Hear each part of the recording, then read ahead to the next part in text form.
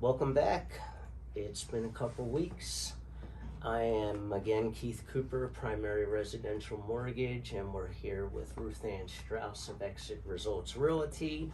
And we have a special guest this week. We have Ty Armstrong with Briarwood Home Inspection. Woo-hoo. And we were just talking about, I'm probably going to mess that up, but I didn't. I hit it right on the nose. But how have you been? I was away for a week, and I'm still bugging you. Yes, but it's all good. It was funny. I got to Florida, and like my first day there, like I got 5 different contracts come over. Holy smokes. And then I got sick for a couple of days, but then everything kind of got better. But I'm back. Yeah. I'm happy to be back. Welcome back. I'm glad you're not sick And you anymore. look darker than me, and you I didn't even know. go anywhere. Look at that. It's crazy. How was your week? Pretty good. Just busy. Getting people under contract, holding contracts together, all that good stuff. The usual. Nice. Calling you and bugging you on vacation, because, I mean, that's what I do. Well, it was funny because the rates, you know, it's like every day last week it was like doom and gloom on the rates, and then Thursday was very ugly, and it was about this information that came out from the Fed, and it's like we've talked about it before, that a lot of stuff, a lot of times when the government speaks or they pass it off to the media to make things sound a lot better than they are. So there was like an ADP jobs report that came out that said all these jobs were added, making it look like that unemployment is very low and people are working. But it came out like later on that day that out of like the 324,000 jobs that were created, like 300,000 of them were part-time. Oh. Which is kind of what I said when we talked about that on the call last week, because they can make it look any way you want. So you think about that, like, and this is data going back in June and July when people were getting out of school, summer jobs, pools are open. Mm-hmm. It's not permanent work. So when the BLS jobs report came out on Friday, which is, you know, that's the one that everybody kind of takes seriously, that number shot and came in well below expectations, because it shows real measurements, and the bond market just rebounded and pretty much regained all their losses plus some. And then today the market's kind of flat, but you know, it just goes to show that the media and even the government will spin things to make it seem like things are so much better than what a lot of times they really are. That's why I tell my clients, don't watch the media, don't listen to what you see on TV, don't listen to what your friends say, call your loan officer. Get Right. the actual information, get the actual rates. And plus, you don't know, your cousin might have better rates because they have better credit. It's going to be a little bit different for every person, so you really need to call a loan officer like Keith and make sure you're getting accurate information for your own situation. Right, because I mean, everybody's situation is different. You know, I had a guy last week that was insistent he wanted a 5-year ARM on a conventional loan, and his debt ratio was just way too high for that type of financing. And he kept saying that his best friend bought a house in 2021 with a 5, and I'm like, that's like 2.5 years ago. Right. I go, we were in a different world with different rates and different programs, and you just don't qualify for that. And it's you know, people just, they want what they want, so he ended up applying through a large bank who I guess told him that he could do exactly what he wanted, because everybody's afraid to say no. Like, it's not no, it's we can't do it that way, but here's a way to get it done. So I guess he went into processing, and the agent texted me last week that Chase denied, or the big bank denied his loan. We can beat that. We'll edit that. But anyway, it just goes to, and look, I'm not always right. I don't know everything, but I know I'm smart enough to know if I don't know, I'm going to find out from someone that does. Because again, a lot of these rules are implemented by HUD or Fannie Mae, Freddie Mac. It's not my rules. It's not, you know, my company's rules. These are rules set by the government. Like, I have no control And the guy down the street that's telling you yes, yes, either is just trying to throw anything against the wall to make it stick, or he just, ignorance is bliss, I guess. Yeah. But anywho. What have you seen change in the market recently? I know everybody's been upset about rates going up, but have you seen less people getting approved? Has there been any difference that you've seen on your end? I haven't really dealt with folks that are having trouble getting approved. I've been seeing, believe it or not, I had 2 clients that got seller help last week. Nice. I guess it just depends on where you're looking to buy, and how long that particular home may or may not be sitting on the market. Right. To 30 people, one house might be everything and they got multiple offers, and the house down the street, maybe one person can see the potential, and sometimes you just got to look at the big picture. Right. Not every house is going to have everything you want, especially with first-time home buyers. A lot of first-time home buyers are looking to buy and think they need, the big, $500,000-$600,000 home, when chances are they're only going to be in that first home for 3 to 5, 7 years. Yeah, but the time on the market's so important too for seller help. Like anybody Right, I have absolutely. that needs seller help, I tell them we're not touching a house until it's been on the market for 2 weeks, because then we know we have a chance to ask for that seller help. Otherwise, you're probably not going to get it. You're going to be up against other offers that don't need that help.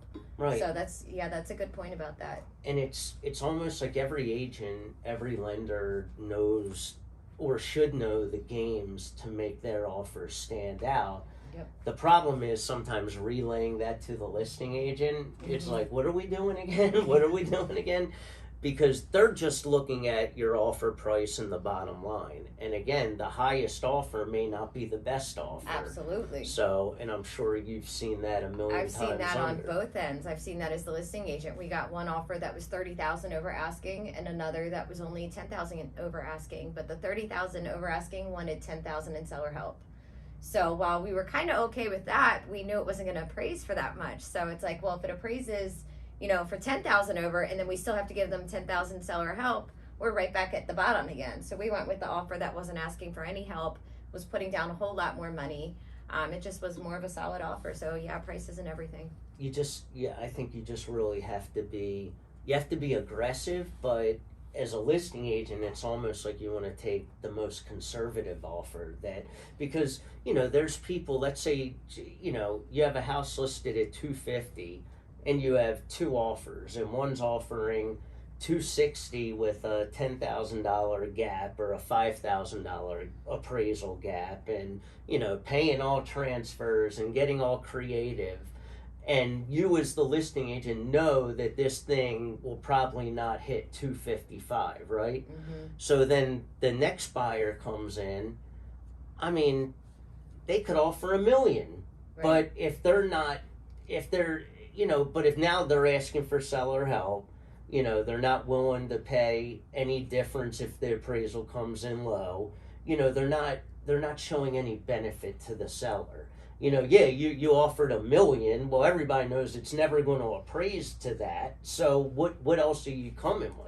Exactly. That's why it's so important to have a smart realtor with some experience. Not necessarily a whole lot of time in the game, yourself. Experience in general. Does a lot of deals, knows what they're talking about, learns their stuff. And that's what I mean. And it's not about how many. It's about experience in this market. Right. Which, you could be in the field for 10 years and only sold 5 homes. Right. Or you could be in for 1 year, like somebody I know, and sold 12. So. Or you got in the market in 2020 and sold 50 homes or whatever because the rates were at 2.5%. But then year. As soon as the middle of 22 hit, that same person is now looking for their next career. Yep. It's people that stick it out and can bear any type of market. Those are, your true professional. I saw an article the other day about how many people, since 23 started were exiting from the mortgage industry. Oh yeah, because it's like, and then when the rates go down again, half of these people jump back in and try to make quick money on refinances, and then as soon as the rates go up, they'll go back to, you know, selling cars or whatever they want to do. That's why it's important to have a solid team in place. Like I have you guys. I use Briarwood Home Inspections for all of my home inspections. I use you for all of my lending because I know my team is going to be around for years. And that's the perfect segue. Our guest has been sitting here just patiently hanging out and listening. So right Tyler, why don't you give an overview of what you do, your history, and then I'm sure we can come up with a ton of questions for you. Yeah, thank you. So I'm Tyler Armstrong. I'm Briarwood Home Inspections. We've been in business now, I'd say about coming up on 3.5 years. My background, I was actually a paramedic in the fire service, and a lot of our team is in the fire service actually. So oh wow. Yeah, it helps. We got a lot of good guys, a lot of hardworking guys on my team.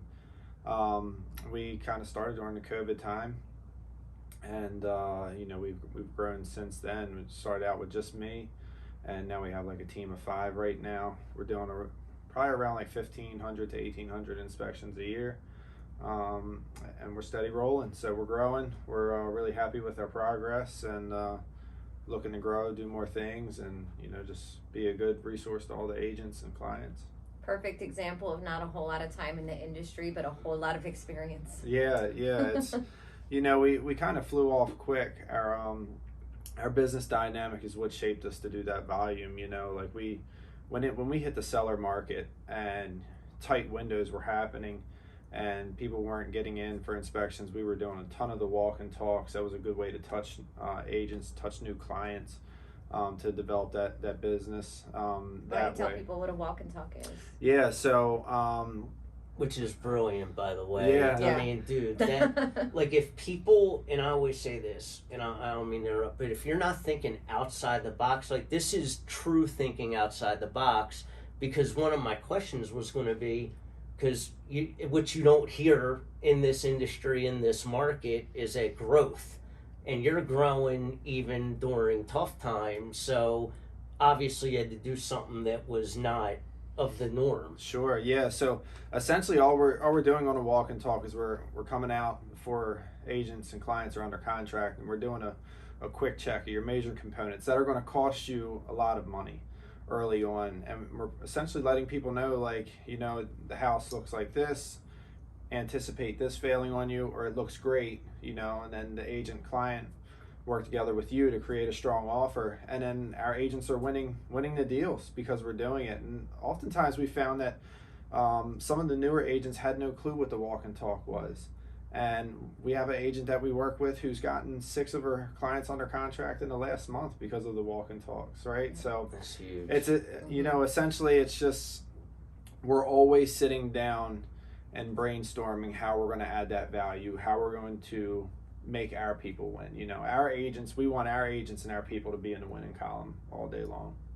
I mean, that is huge. I mean, and you know, I have an agent that I've been dealing with for a bunch of years, and she does that once in a while. Like that was kind of the first I ever heard of it. Yeah. And then when I mean, because again, you mentioned it. I mean, let's face it, like my brother owns a radon company, and they're, you know, Maryland isn't a regulated state. Sure. You know, Pennsylvania, you have to. It's no question about it. But, you know, and he's like, because nobody wants to spend the money on radon. And, you know, regardless of the potential harm, which I'm sure you're all about. Sure. But, you know, but like people like home inspectors, you know, like people are waiving inspections left and right. Yeah. And then. And that's not safe for our clients. It's definitely not so safe. genius. But again, it's clients are like, I'll do whatever I can do because I've lost 5 homes. I got to do this. So that, I mean, that's ingenious because you're going. Now, are you going at the initial view, or once they've decided, hey, I like it, I want to go back again, and then bring you? Like, are you getting pushback from listing agents at all? We're not, right? Because the listing agent wants that no inspection offer. So they oftentimes don't mind, right? So we're going on showings. We're getting permission, obviously, from the listing agent, the sellers, that let them know, like, look, we're coming in, we're going to check it out, we're going to be quick, we're not going to mess your house up. It's not going to be anything like that, nothing invasive, but we just want a little time in the house, check it out.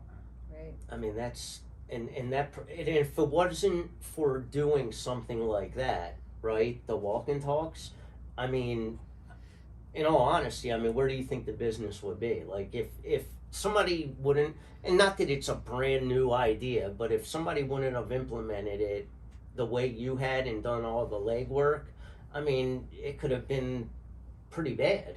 Sure, yeah. So I think the other area that we found when walk and talks kind of slowed up, because about 6 to 8 months ago we saw that agents were getting back under contract with normal inspection contingencies for, it was like a 3 or 4 month period. And another way that we promoted growth during that time is the fact that we're a one-stop shop, right? So we're doing everything in-house. We have 3 to 4 guys. So we can do, our guys are chimney sweeps, we're septic So you're offering other services. Yeah. So what other services? They're a one-stop shop. Yeah, so we can do level 2 chimney inspections. We can check your septic systems out. We do well yield testing, mold, radon, termite. We do sewer camera inspections with location. Now, will you do any of the work to rectify, or? Yeah, so we're not able to do any work. Oh, you're not, because, right, home inspector. Year. So, essentially, you're going in up front and just basically kind of, because otherwise you need separate inspections for, like, chimney, and sometimes, I know, radon, if the home inspector's not doing and there's it. not time for that. When you're writing a 5-day window for your inspections, you need these guys to come and do it all at once. Right, which is awesome that you got somebody for every major fun, and like me, and sometimes when I talk to buyers always ask, like, my agent wants me to go in with no inspection, what do you think? And I'm thinking, all right, well, first with this, I mean, is the agent, have you gone out with a home inspector? I've even said that, like, have you gone out to the property and just had anyone check it out? Or at the very minimum, and I mean, I don't know if you would agree on this, but if you're looking at like a townhome for a first-time home buyer, the roof, HVAC, hot water heater, I mean, how much more, and maybe, look for the mold, water, but I mean, those are the big ticket items, right? Sure, yeah. I mean, that's essentially our big couple things we're checking. Roof, mechanical systems, foundation, decks. Obviously we always want to check decks. Decks can be dangerous, but we look at the big 5, big 6 things that are associated with the house and the big financial or a safety burden to a homeowner, and then after that it's kind of like, look, like, it's a risk regardless, right? It always is, and things can break at any time, but we just provide them with that armor and going into it, and that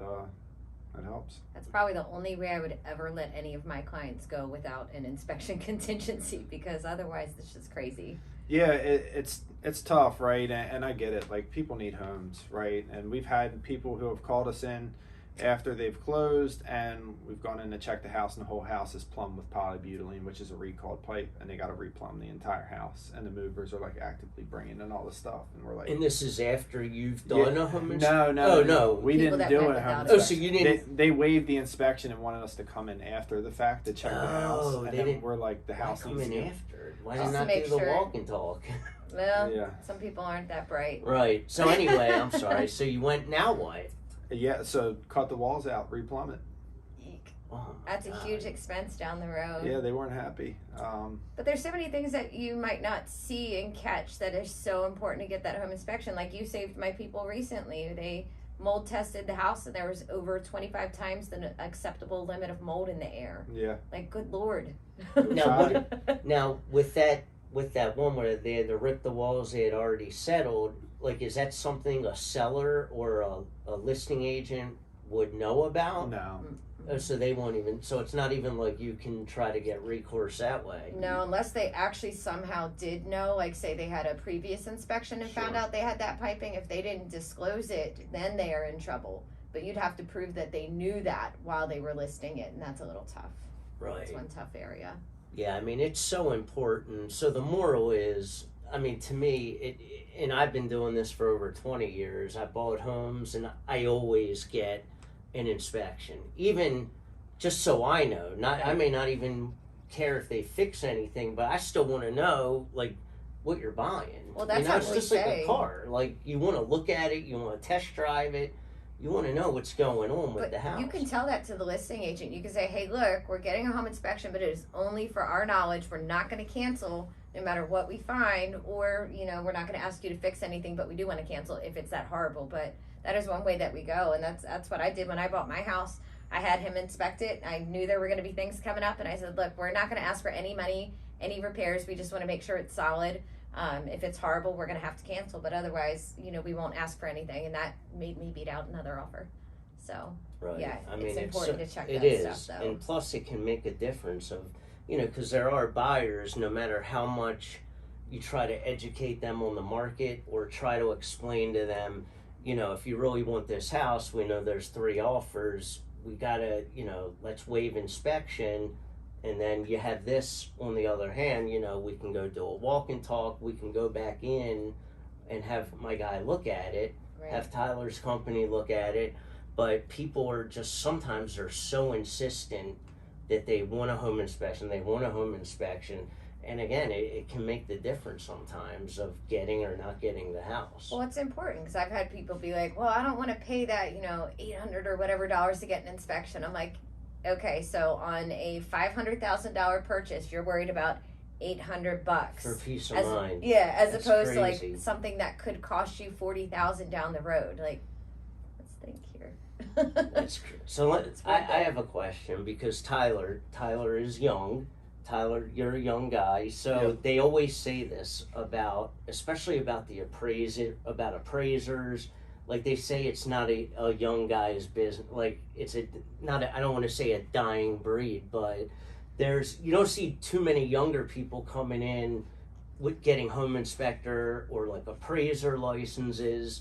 So Sure. I mean, it's, you know, it's definitely going to be a need in the future because a lot of these, I know a lot of appraisers, you know, they're retiring. You don't see too many young people getting out of college say, I want to be an appraiser, you know? Sure. That's because you got to learn the market first. Right, but it's, you know, I mean, have you heard that? Like, I mean...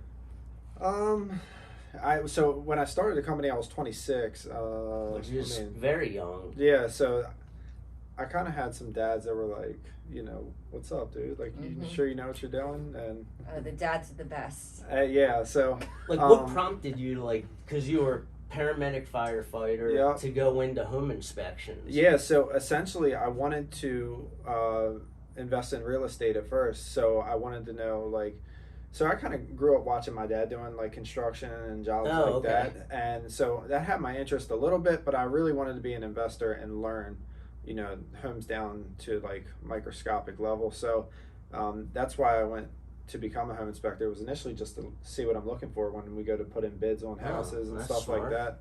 And then it just kind of took off. So it was just one of those things that kind of flew into my lap, and I was like, this is what we're doing now. And so it just got to a point where you were like, all right, it's not a hobby anymore. It's a full-time gig. Yeah, I mean, it was all or nothing, you know. Like the first month we did 4, the next month we did 8, then we did 18. And so it just gradually grew really quickly, and it was, you know, balancing the fire department and home inspections was exhausting. So how long were you in the fire department? I was in the fire department for 10 years. Oh, okay. Yep. So you're fully done with fire right now. Left Don't blame 2 you. Decembers ago. Yeah. It's tough. But that's amazing. I mean, because again, and I don't deal with as many because I'm on the lending side, so Sure. I don't know a ton of home inspectors, but obviously your name always comes up, and I see you on it. No, seriously, but you know, when I first got in the business, you would think the home inspectors, the older guys coming around with a pad, just, you know, and you know, it's on, but like, you know, like what you're doing, like you can it's almost like you can relate better because you're talking to a lot of times younger people, Sure. especially first time home buyers. And I mean, because everybody, their biggest thing is they talk to, you know, I sent my guy over and my guy scared him. You know, you always hear that. My guy scared them. So when you're talking to potential buyers, like how do you, like what do you do to kind of make them feel at ease, even though this roof might only have 3 or 4 years left, knowing that it's probably going to be not possible to ask for a new roof? Like what, like, you know, is there anything like you explain to them or I just mean, reassure them, I guess? Sure. I mean, we're always going to let you know. It is what it is, right? Like, it's going to go bad on you in 3 or 4 years. But what are you comfortable with? Is this something you can swing, or are you going to be okay moving into this situation? I don't really go from a comfort standpoint. I just kind of talk to people and see what will make them feel happy and healthy in their home. And more often than not, I think most people are realistic in the fact that when they're getting into a house, they know that there's going to be stuff, and we're just there to point it out. So, honestly, we just tell them, and that's really it. Like, I don't really have some sweet science behind delivery. Right. I mean, but do listing agents ever say, like, look, this buyer, they're very temperamental? All the time. Of course, yeah. But it's like, how much can you sugarcoat something? I mean, we don't. I don't, right? Like, it is what it is. Right. It's your job to figure it out. I've heard the spiel every time, and it's beautifully put. It's like, okay, so here's how old your roof is. Here's the usual lifespan of a roof like this. So that's what you're looking at. So if I were you, I would just start budgeting and keeping in mind that this could be replacement in like 5 or 10 years. Yeah, of course, right? Like a roof might cost. Right. It might cost around this. This is the time frame. You could get a leak in that time period, right? Like, do you have and then they're always like, well, who do you trust? And Josh Liberto. Shout out to Westview Roof. I already know that one. Used him twice for my people. He's the man. But so yeah. And of course, like we're gonna let them that. But we found, like, I've had about 3 or 4 clients who I call it playing the lily pad game, right? So they're like, bad roof here, don't want this, I'm going here, and then we go there and it's like, you need a new HVAC and a water heater, and it costs the same as the new roof. Mm-hmm. So then they're like, oh man, I wish I would have stayed with the house with the roof. And it's like, they're all gonna have issues. You know what I mean? It is what it is. Right, like no house is going to be perfect. Even a brand new build, there are problems. So talk about that a little, because everybody gets this misconception that, you know what, I want to design it how I want. Mm-hmm. Meanwhile, they're going into a cookie cutter neighborhood where you have 1 of 3 designs. So you're not designing what you want. You can pick out some colors, maybe. You pick your countertops and your cabinets. But with new construction, like, we're never going to have a problem because everything's brand new. And I just know from experience, there was a neighborhood built, probably maybe a mile away from me, and my buddy is a contractor, and he was tied up for like 2 years just doing work on that whole development based off of what the builder did not do correctly. Sure. So I mean, I would imagine there's as many issues with new construction, of course, or renovated homes that there are with homes that are built in 1995. Yeah, there are, and my preference is brick townhomes from the late 40s to late 50s. I think they're just tanks, and they're going to last forever. I agree. Brick and mortar does it for me. But yeah, I mean, we run into issues on new builds all the time, and because they throw them up so quick. They do, and they use cheaper material. There is, yeah. I mean, like I said, I'm a big brick and mortar guy. Right, unless you're going out for a full like custom build, sure, where you got endless supply of money and you just want it built brick by brick, so what's going into it. Yeah, and a good thing that we have in place is like certain phase inspections. Like, we can come in for a pre-drywall and check the framing of the house, make sure everything's flashed properly. That way that people, there's always like a stigma with a certain builder, like, oh, I've heard about this builder, and it's like, we've gone behind a lot of their work and it's been fine, right? Like, so there's a lot of like certain phase inspections, and we honestly don't find as much nowadays. Because we're going into these houses and doing the inspections at the right time. Like, if you don't time your inspection date in accordance with how the build is going, of course you're going to find a bunch of stuff because they haven't completed it yet. Right. So it's just got to be timed perfectly. So if somebody's buying new construction and they want you as a home inspector, you're probably going to go in 3 times. We mainly do 2, like pre-drywall and then the final. That's normally what we do. Because like your foundation inspection is going to get done by the county or municipal inspector, and you're fine to let them check it, to be honest. Wow, I learned something new today. Yeah. Yeah, I mean, each part's going to get inspected by the county, but, you know, Yeah, because they got to pull permits yeah, and everything. yeah, I mean, things do fall through the cracks, though, believe me. Right. But, I mean, I guess if you're putting up, you know, 50, 60 home neighborhoods. Yeah, you got to check 50 houses in a day. Or, there's a lot. That's a lot of stuff. Something's going to get missed. So do you ever get hired by the builder? You don't really get no, hired not by the builders. It's usually all the buyers. Builders don't necessarily want that. Yeah, they don't want you guys they actually poking hate around. me. But, Yeah, I'm sure. That's so fun because again, they're the builder. They know better than everybody. Of course. And you know, it's like that in every genre of the business. It seems. Yeah. We were talking about that the other day. Somebody buying a home, first time home buyer. Dad bought 2 homes in his life, but they're gonna listen to Dad over. They don't. He knows better than we know. Yeah. Yeah. It never ends. People always hear stuff from their friend, cousin, relative, buddy, and they think that's it. It's like going to Google for your medical advice. Like, come on, ask the real pro. Right, exactly.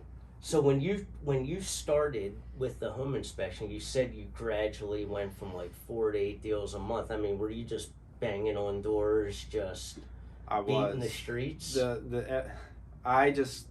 I think I just called everyone and their mother and let them know that I was doing home inspections now. Right. So you picked up the phone. Yeah, I just kept calling people. Like amazing. And what I've actually. I'm being facetious because you know we're in the age of the CRM and we can hit a button and it's going to pick up that. I know the phone weighs 100 pounds. Pick it up and have a conversation with like my kids. They don't know how to talk to their friends. They're sitting next to each other with this talk.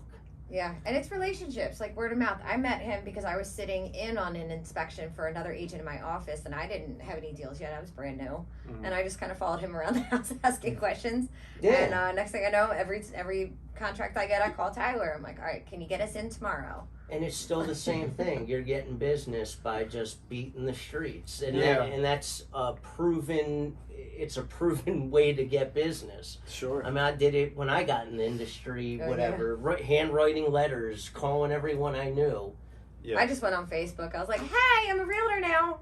Right, but again, you have to, I mean, but you've had phenomenal growth when a lot of people in this industry they're suffering. I mean, it's, not a lot of inventory, rates. I mean, everybody will find an excuse for why it's so tough. But again, I always say you just got to keep your foot on the gas and things will eventually happen. Well, if you do it right, you're going to grow. And he's done it right. Like, he gets people in quickly, does thorough inspections, doesn't scare our buyers out of their minds, but is honest. And that helps. And then word of mouth, we know this guy's honest. We know he does a good, thorough job. Give him a call, and then boom. And where are you licensed, Tyler, besides Maryland? Maryland, D.C., Virginia, PA. Oh, so you are licensed. Mm-hmm. And how many employees do you have right now? So I have me. We actually are bringing on our 3rd inspector right now. Kelsey runs our operations. Kaylin is my niece. She works a seasonal job for us when college is out, running the radon machines and the water tests around. And then I have Xavier, Brady, and Sammy are the inspectors. Okay, so you have 3 home inspectors, and you said you're doing about $1,800 a year. Yeah, so that's huge. It's tough. We would. If you know anybody who wants a home inspection job, please let me know. But is it hard to find people? I mean, are you looking for licensed home inspectors? We're always looking for someone. We never let anybody come to us. If you see somebody that's on our team, like they've been recruited. And they're all licensed, so you want a licensed home inspector. Of course, yeah, you can't do it without it. So you don't need help, like if you ever have to put in like a remediation system on radon, like do you contract that out, or your guys, or you have crews that take care our of contracting business is separate. Right, but I mean, you guys, the home inspectors, I mean, because if you're going from Virginia to PA to, I mean, you guys are running all over the place. Yeah, licenses, it's an expensive game. Yeah, I mean, but and do you have more than one office? Or is the main office here still in Maryland? We're out of Catonsville, which on paper we are, but everybody's kind of remote. You don't really need brick and mortar for it. for now. That's we'll awesome. see. I'm trying to think. That's like 100 inspections. That's over like 3 a 100 day. inspections a month. Yeah, last month we did around, I want to say somewhere between like 160 to 180. Jeez. I mean, that's a lot more than 3 amazing. a day now. That's like 9 a day. Good Lord. Yeah, I got the best guys in the 6 a game. day. My Yeah, guys and I are mean, it hustlers. just goes to show people are buying homes. Oh, I mean, yeah. people Oh, are yeah. buying homes. I mean, people, you know, if you're going to sit on the fence and wait for rates to come down, in a year that same home's going to probably be 5 to Worth more. 10% higher in price. I So, keep telling people that 'cause you they're know. all like, "Well, I'm watching the rates. I'm waiting on the rates." I'm like, "That's adorable," because they think that the home prices are going to come down, but they're not. They're going up. right, they I should mean, focus it's on crazy. payment. As long as the payment's comfortable, let the rate will work itself Right. out. And But I you mean, can refinance. but God, 1,800. That's a lot. that's amazing. I wish they After were all 3 mine. years. Yeah, they Oh will my be. God, They I will would- be. One soon. day. That's right. I would need like an army I of know, right? people sitting around. Yeah. Keith, let's build our army. Come on. Ay, ay, We ay. got the team here. You figure Let's you make it got work. 4 guys, you know, running 16, somewhere between. We'll probably do around 1,600 this year. So each guy takes down 400 a year. So That's a busy day. And if people want to contact or schedule an appointment, where should they go? our website, it's www.bhimd.com. www.bhimd.com. And is there a phone number you want to give out? Yeah, or, it's my cell. It's 443-900-0873. all right. Mhm. Well, I want to thank you for coming because I learned a lot. I know. Thank you. Appreciate it. I didn't know you guys did like 2 inspections on new builds, so good to know. Yeah, we do. Yeah. We do Now, those. I do have another question, and this is the one I wanted to ask before. So, what do you do about people? Because this always comes up, and I meant to ask about it before. So, most people, for the most part, are doing their FHA or conventional financing, right? So, if you're a home inspector and you're going to a property, I mean, I'm sure you have a pretty good idea of, what FHA looks Of at, course. like the peeling paint and all that. But if you have a buyer and they're doing conventional financing, and let's say they're buying the property as is, but they're getting a loan on it. Mhm. So sometimes we'll get an appraisal, and the appraisal will come back not as is, even though they're buying it as is. And I learned this the hard way years ago. I went to my boss. I said, "This guy's buying a property as is.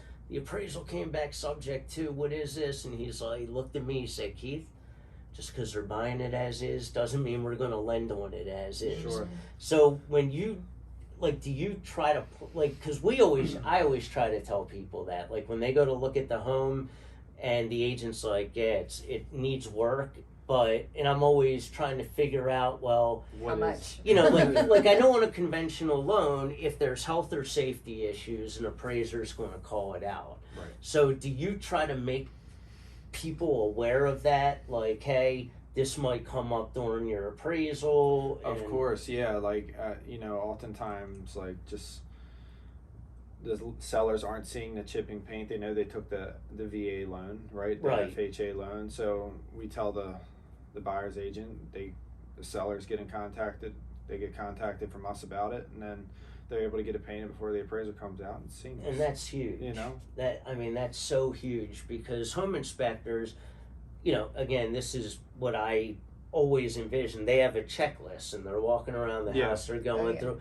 But to not only just do that, which is the job, but to also make people aware, if you're getting a loan, this is going to come up. That saves people so much heartache throughout the process. Definitely. That's why Yeah. it's important for the realtor to follow the home inspector around that house and learn those things. That way, when you're out there on showings before you hire them, you already know, this is not going to pass FHA. My home inspector told me. That's why I think that was a big value add for our company in the industry, right? Is that we're very good at just being a resource, especially to new agents, right? Because we'll get new agents that come in and they're like, "We're buying this house. It's in Hereford. it needs well and septic, or it's on, we find out, they don't even know what well and septic is. Right. And then we're like picking out what kind of loan do they have. They need termite. Are they FHA, VA? Okay, we need to do your FHA, VA water test. Like, Right. so we're out here like able to protect like newer agents and agents who aren't familiar with certain inspection processes that are going to be picked up by underwriting, by the appraiser. So, you know, I think that's a good value add for us, is that we do every service. Oftentimes we're getting called in a week before closing to check these things to make sure the loans go through. So when we get it on the initial intake of information for the normal inspection contingency, we've already gotten ahead of it, and then it just makes it move so much smoother.